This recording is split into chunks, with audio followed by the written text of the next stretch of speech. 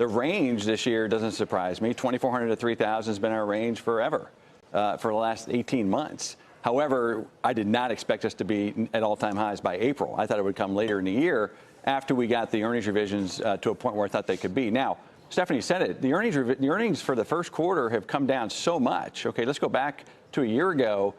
Analysts were expecting growth of 10% year over year in the first quarter last summer.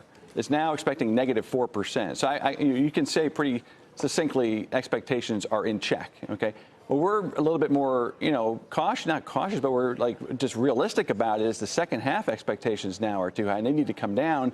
They probably won't come down until the second or third quarter because companies now are feeling better too, right? The market's up and they're human beings and they're not going to want to guide down now. So I just think that the expectations on earnings growth are still too high.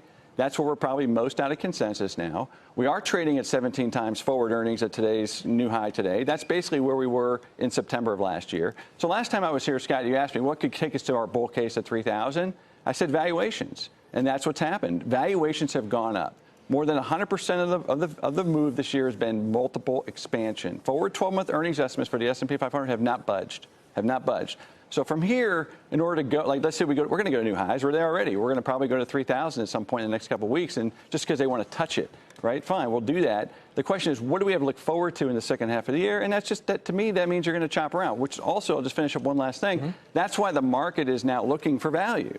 Right, the market is now saying, hey, I bought the things that were really easy to buy, secular growth, defensive stocks, and they're the most expensive areas in the market now. So now they're looking at financials. Now they're looking at energy. Now they're looking at some of the industrials that haven't participated, perhaps the cyclicals. And to me, that makes a lot of sense. Earnings expectations have come down. Okay, we got it. The numbers have come down. But do you still stand by your call for an earnings recession? That would imply 2 consecutive quarters of negative earnings growth. Yeah. So let's talk about that. That's where we probably have the most conviction, which is our forward 12-month models, which are pretty darn good, which is why we were able to call last year's movement in earnings in the first place, are still suggesting that the forward 12-month estimates are about 8% too high. Now, there's standard error in that estimate, of course. But so 8% is a pretty big move still. That would argue instead of 172.50 on a forward 12, it's something closer to 160.